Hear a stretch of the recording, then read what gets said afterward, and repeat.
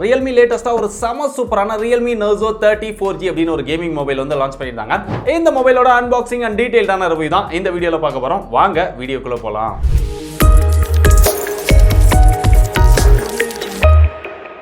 Realme இந்த mobile கூடவே Realme Narzo 30 5G அப்படிங்கிற மாதிரி ஒரு 5G மொபைல லான்ச் பண்ணிருந்தாங்க. நம்ம ஏற்கனவே அந்த 5G மொபைலை அன்பாக்ஸ் பண்ணி டீடைல்டா ரிவ்யூ பண்ணிருக்கோம். அதுல என்ன நல்லா இருக்கு, நல்லா இல்ல, யார் வாங்குனா பெஸ்டா இருக்கும் அப்படிங்கிற எல்லாத்தையுமே அந்த வீடியோல டிஸ்கஸ் பண்ணிருக்கோம். ஒருவேளை நீங்க அந்த மொபைல் வாங்க போறீங்க அப்படினா அந்த வீடியோ இங்க கார்ட்ல இருக்கு, தேவைப்படுறவங்க செக் பண்ணி பாருங்க. இப்போ இந்த Realme Narzo 30 4G மொபைலோட அன்பாக்சிங் முதல்ல பார்த்து வந்துருவோம்.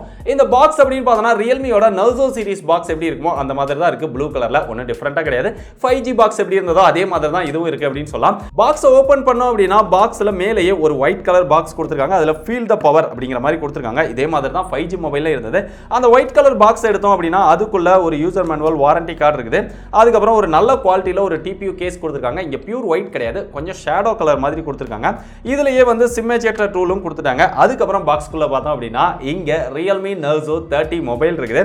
சோ அத கையில எடுத்தோம் அப்படினா ஒரு நல்ல ஒரு பிரீமியமான ஃபீல் இருக்குது அந்த ரியர் டிசைனை பாக்கும்போது.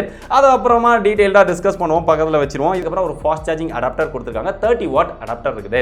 இதுக்கு அப்புறம் பாக்ஸ்க்குள்ள பார்த்தா ஒரு டைப் சி சார்ஜிங் கேபிள் இருக்குது. இவ்வளவுதான் பாக்ஸ்க்குள்ள இருக்குது, வேற எதுவுமே இல்ல. இப்போ மொபைலை பத்தி டீடைலா பார்ப்போம். இந்த மொபைல்ல ரொம்ப ஒரு ஹைலைட்டான விஷயம் என்ன, இது வந்து ஒரு கேமிங் மொபைல் அப்படிங்கிற மாதிரி ஸ்டார்டிங்ல சொல்லியிருந்தேன். கேமிங் மொபைல் அப்படின்னு சொல்ற அளவுக்கு இதுல என்ன கொடுத்திருக்காங்க அப்படின்னா ரொம்ப கம்மியான பிரைஸ்ல MediaTek Helio G95 அப்படிங்கிற ஒரு ப்ராசஸர் வந்து இந்த மொபைல்ல கொடுத்திருக்காங்க. இதோட பெர்ஃபார்மன்ஸ் பத்தி நம்ம நிறைய வீடியோல வந்து டீடைலா டிஸ்கஸ் பண்ணிருக்கோம். இது வந்து ஒரு 12nm ப்ராசஸர். இதோட Antutu ஸ்கோர் அப்படின்னு பார்க்கும்போது இந்த மொபைல்ல 3,51,000 இதோட Antutu ஸ்கோர் வருது. இந்த மொபைல்ல நம்ம கேமிங் விளையாடும்போது ஒரு செம சூப்பரான பெர்ஃபார்மன்ஸ் இருக்குது. கேமிங் மீடியம்ல விளையாண்டாலும் சரி, இல்ல ஹைல விளையாண்டாலும் சரி, ஒரு நல்ல பெர்ஃபார்மன்ஸ் வந்து இதுல கொடுக்குது. எந்த ஒரு லாகோ, கேமிங்ல எந்த ஒரு இஷ்யூமே இல்ல. ஒரு சூப்பரான பெர்ஃபார்மன்ஸ் வந்து இதுல கிடைக்குது. நம்ம நிறைய கேம் விளையாண்டு செக் பண்ணி பார்த்தோம். ஆனா இந்த மொபைல்ல கண்டினியூஸா நீங்க கேம் விளையாண்டீங்க அப்படினா ஹீட்டிங் இஷ்யூ இருக்கா ப்ரோ அப்படிங்கறத நிறைய பேருடைய क्वेश्चनआ இருக்கும். சோ கண்டிப்பா நீங்க இந்த மொபைல்ல கண்டினியூஸா கேம் விளையாண்டீங்க அப்படினா பின்னாடி வந்து நம்மளால நல்லாவே ஹீட் வந்து உணர முடியுது. ஆனாலுமே இங்க ஹீட் நல்லா தெரிஞ்சாலுமே கேமிங் நம்ம கண்டினியூஸா விளையாடும்போது கேமிங்ல எந்த ஒரு ப்ராப்ளமுமே இல்ல. சோ சூப்பரான ஒரு கேமிங் எக்ஸ்பீரியன்ஸ் இந்த மொபைல்ல கிடைக்குது. அடுத்து இந்த மொபைல்ல நம்ம ஹைலைட்டா சொல்லணும் அப்படினா இங்க வந்து டிஸ்ப்ளேவை சொல்லலாம். இங்க 6.5 inch IPS LCD Full HD Plus display கொடுத்திருக்காங்க. அது போக இங்க 90 Hz ரெஃப்ரெஷிங் ரேட்டும் கொடுத்திருக்காங்க. பொதுவா Realme வந்து 12000 ரூபாய் பிரைஸ் செக்மெண்ட் வரைக்குமே HD Plus டிஸ்ப்ளே தான் கொடுப்பாங்க. Full HD Plus டிஸ்ப்ளேவை கண்ணிலேயே காட்ட மாட்டாங்க. ஆனா இந்த மொபைல்ல கொஞ்சம் எக்ஸ்ட்ரா தான் பிரைஸ் வருது. Full HD Plus டிஸ்ப்ளேவும் கொடுத்து அதுக்கு 90 Hz ரெஃப்ரெஷிங் ரேட்டும் கொடுத்திருக்காங்க. சோ Realme தான் இதெல்லாம் கொடுக்குறாங்களா அப்படிங்கறத நம்பவே முடியல. சோ அந்த அளவுக்கு இந்த டிஸ்ப்ளே வந்து சூப்பரா இருக்குது. இதோட பிரைட்னஸ் அப்படினு பாக்கும்போது இங்க மேக்ஸिमम 580 nits வரைக்கும் இதோட பிரைட்னஸ் இருக்கு. இந்த டிஸ்ப்ளேயோட எக்ஸ்பீரியன்ஸ் அப்படினு பார்த்தனா இன்டோர்ல யூஸ் பண்ணும்போது நல்ல ஒரு பிரைட்டரான டிஸ்ப்ளேவா இருக்குது. அவுட்டோர்ல யூஸ் பண்ணும்போது ஃபுல்லா சன்லைட்ல பாத்தீங்க அப்படினா கொஞ்சம் டிம்மா தான் தெரியுது. அந்த அளவுக்கு பிரைட்டான டிஸ்ப்ளே அப்படினு சொல்ல முடியாது. இதோட எக்ஸ்பீரியன்ஸ் அப்படினு பாக்கும்போது நார்மலான வீடியோஸ் எல்லாமே பாக்கும்போது ரொம்ப சூப்பரா, நல்ல கலர்ஃபுல்லா, நல்ல பிரைட்டரா இருக்குது. இல்ல HDR வீடியோஸ் பாக்குறீங்க அப்படினா இதுல HDR சப்போர்ட் இல்லாதனால அதெல்லாம் அந்த அளவுக்கு ஒரு கலர்ஃபுல்லா தெரியல. ஓரளவு ஒரு டிம்மான டிஸ்ப்ளே மாதிரி தான் இருக்கு. இன்னும் அந்த சப்போர்ட்டும் கொடுத்திருந்தாங்கன்னா டிஸ்ப்ளேயோட எக்ஸ்பீரியன்ஸ் வந்து ரொம்பவே சூப்பரா இருக்கும். அந்த 90 Hz ரெஃப்ரெஷிங் ரேட்டை நம்ம 60 Hz அப்படிங்கறதையும் சேஞ்ச் பண்ணிக்க முடியுது. ஆட்டோ ஸ்விட்ச் அப்படிங்கிற ஒரு ஆப்ஷனும் வருது. சோ ரெஃப்ரெஷ் ரேட்டோட எக்ஸ்பீரியன்ஸும் ரொம்பவே சூப்பரா இருக்குது. ரெஃப்ரெஷ் ரேட் ஹையா யூஸ் பண்ணாலுமே இங்க பேட்டரி வந்து பெருசா ட்ரெயின் ஆகல. சோ ஓவராலா டிஸ்ப்ளே எக்ஸ்பீரியன்ஸ் வந்து ரொம்பவே சூப்பரா இருக்குது. ஆனா இந்த டிஸ்ப்ளேக்கு எப்பயும் Realme வைக்கிற இந்த செக் வந்து இங்கே வச்சிருக்காங்க. இதுக்கு என்ன ப்ரொடக்ஷன் கொடுத்திருக்கோம் அப்படிங்கறத Realme அபிஷியலா அனௌன்ஸ் பண்ணல. அபிஷியலா அனௌன்ஸ் பண்ணல அப்படினாலுமே அங்க Gorilla Glass ப்ரொடக்ஷன் இருக்காது. ஒருவேளை இருந்தாலும் இங்க Gorilla Glass 3 ப்ரொடக்ஷன் இருக்கிறதுக்கு தான் சான்சஸ் அதிகமா இருக்கு. அது இருந்தாலுமே அவங்க அபிஷியலா சொல்லிருப்பாங்க அப்படின்னு நினைக்கிறேன். ஆனா இந்த மொபைலுக்கு ஸ்கிரீன் ப்ரொடெக்டர் ஒட்டியே வந்தது. அது ஒரு நல்ல விஷயம் அப்படின்னு சொல்லலாம். அப்படியே இந்த மொபைலோட ரியர்ல வந்து அப்படினா 5G மொபைல் என்ன மாதிரியான டிசைன் இருந்ததோ அதே மாதிரியான டிசைன் தான் இந்த மொபைல்ல இருக்குது. ஆனா இந்த மொபைலை நான் டக்குன்னு பார்த்தோனே எனக்கு என்ன ஃபீல் ஆச்சு அப்படினா Realme Narzo 30 Pro 5G அந்த மொபைலும் நம்ம ரிவ்யூ பண்ணிருக்கோம். அந்த மொபைலோட டிசைன் மாதிரியே தான் இருக்குது. அந்த மொபைல்ல இந்த லைன் மட்டும் கொடுக்காம இருந்தாங்க. இதுல வந்து கீழ அந்த கேமராவுக்கு நேரா ஒரு லைன் கொடுத்திருக்காங்க. மத்தபடி ரெண்டுமே ஒரே மாதிரியான டிசைன் தான் இருக்குது. சோ மறு வச்சு டிஃபரன்ஸ் காமிக்கிற மாதிரி தான் இங்க காமிச்சிருக்காங்க. சோ இந்த டிசைன் வந்து ரொம்பவே நம்மள அட்ராக்ட் பண்ணுது. பார்க்கிறதுக்கு ஒரு கிளாஸ் பில்ட் மாதிரி பளபளன்னு இந்த டிசைன் வந்து ரொம்பவே மின்னுது. ஃபிங்கர் பிரிண்டும் ரொம்பவே கேப்சர் பண்ணுது. 5G மொபைல்லையும் பண்ணுச்சு, இந்த மொபைல்லையும் பண்ணுது. அது வந்து கவர் போடாம யூஸ் பண்ணோம் அப்படினா ரொம்பவே டிஸ்டர்பன்ஸா இருக்கும். சோ பளபளன்னு ரியர்ல இருந்தாலுமே இங்க வந்து பிளாஸ்டிக் பேக் தான், கிளாஸ் பேக் கிடையாது. அப்படியே இங்க டாப்ல போனோம் அப்படினா 3 கேமரா வந்து வெர்டிகலா அலைன் பண்ணிருக்காங்க. அதுல பிரைமரி சென்சாரா 48 மெகாபிக்சல் இருக்குது. அதுக்கு அப்புறம் எக்ஸ்ட்ராவா ஒரு 2 மெகாபிக்சல் மேக்ரோ, 2 மெகாபிக்சல் டெப்த் இல்ல பிளாக் அண்ட் ஒயிட் அந்த மாதிரி ஒரு 3 சென்சார் வந்து இங்க கொடுத்திருக்காங்க. பேருக்கு இங்க ஒரு கேமரா தான், மத்த ரெண்டும் நாங்க 3 கேமரா கொடுக்குறோம் அப்படிங்கிற மாதிரி தான் காமிக்கிறாங்க.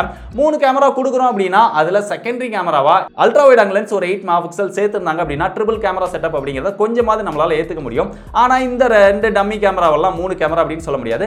இந்த பிரைமரி கேமரா யூஸ் பண்ணி நம்ம போட்டோஸ் எடுக்கும்போது அவுட்டோர்ல லைட்டிங்ல எடுக்கிறீங்க அப்படின்னா போட்டோ குவாலிட்டி எல்லாமே ஓரளவு நல்லா இருக்கு, நல்ல பிரைட்டரான அவுட்புட் கிடைக்குது. கொஞ்சம் இன்டோர்ல எடுக்கிறீங்க அப்படின்னா அந்த அளவுக்கு பிரைட்டரான அவுட்புட் இல்ல, அந்த டெம்பரேச்சரும் கொஞ்சம் கம்மியா தான் இருக்கு, சேச்சுரேஷனும் கொஞ்சம் கம்மியா தான் இருக்குது, போட்டோவும் பெரிய அளவுல ஷார்ப்னஸ் டீடைல் வந்து இங்க மிஸ் ஆகுது. ஓரளவு ஒரு ஆவரேஜான கேமரா பெர்ஃபார்மன்ஸ் தான் இருக்குது. இதே மாதிரியான சென்சார் தான் Realme Narzo 30 5G லயும் இருக்குது. அதையும் இதையும் கம்பேர் பண்ணோம் அப்படின்னா அதுல வந்து டெம்பரேச்சர் கொஞ்சம் அதிகமாகவும் சேச்சுரேஷன் அதிகமாகவும் பார்க்கறதுக்கு கொஞ்சம் அதுல கலரா இருக்கிற மாதிரி தெரியுது, அதுல எக்ஸ்போஷர் வந்து அதிகமா இருக்கு.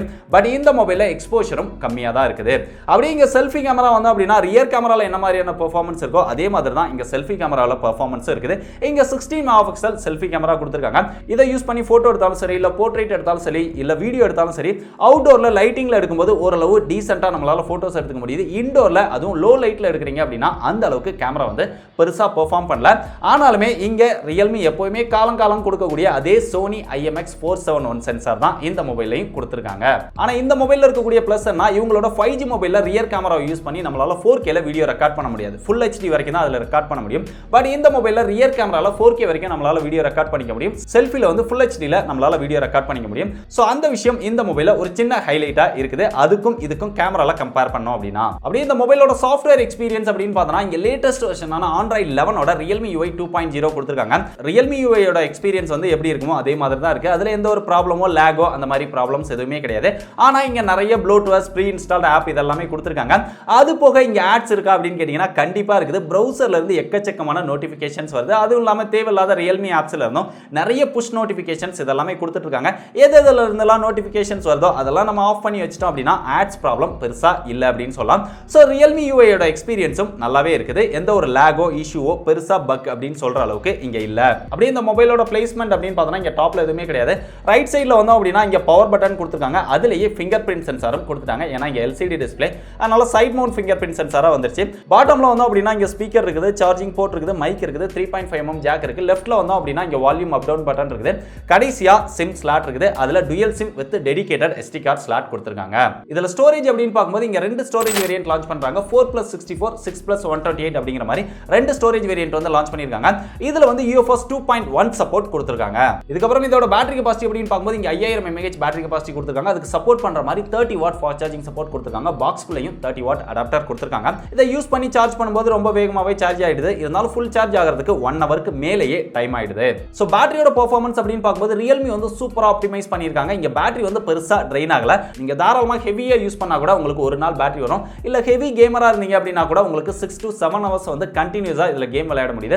அந்த அளவுக்கு இதோட பேட்டரி பெர்ஃபார்மன்ஸ் வந்து ரொம்பவே சூப்பரா இருக்குது. இல்ல நீங்க நார்மல் யூசரா இருக்கீங்க அப்படின்னா கூட பேட்டரி வந்து உங்களுக்கு 2 நாளைக்கு வருது. இங்க 90 Hz ரெஃப்ரெஷிங் ரேட் கொடுத்திருந்தாலும் 90 Hz ல யூஸ் பண்ணாலும் பேட்டரி வந்து பெருசா ட்ரெயின் ஆகல. சோ சூப்பரா பேட்டரி வந்து ஆப்டிமைஸ் பண்ணிருக்காங்க.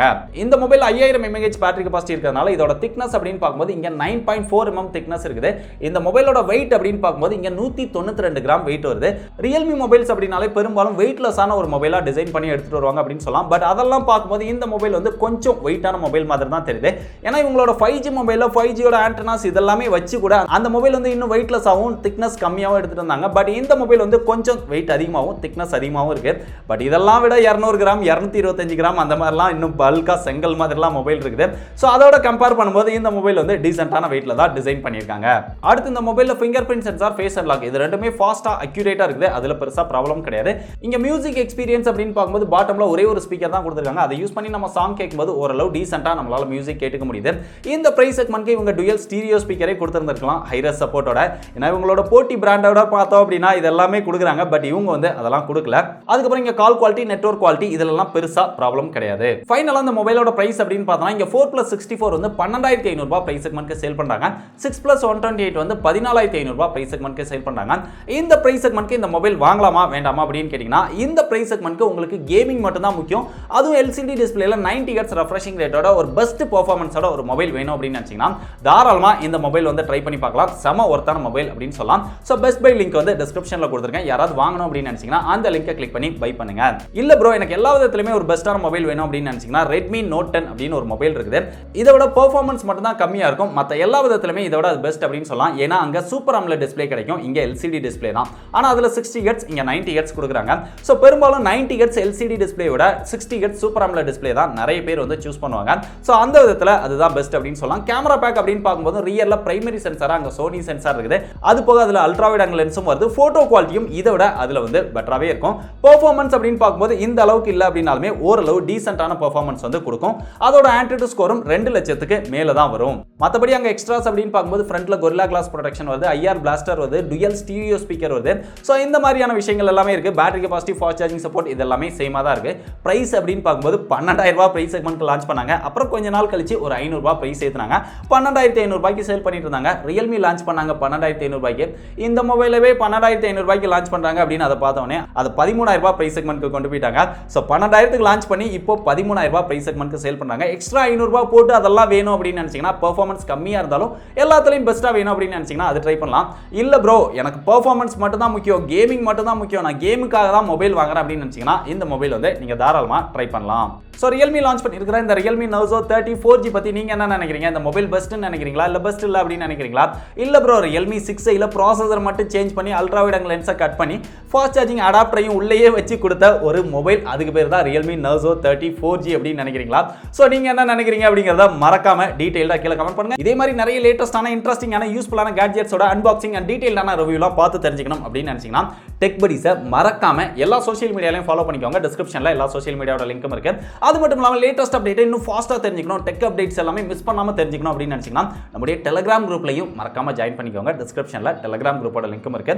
இதே மாதிரி இன்னொரு யூஸ்ஃபுல்லான இன்ட்ரெஸ்டிங்கான வீடியோவில் சந்திக்கிறேன். பாய்.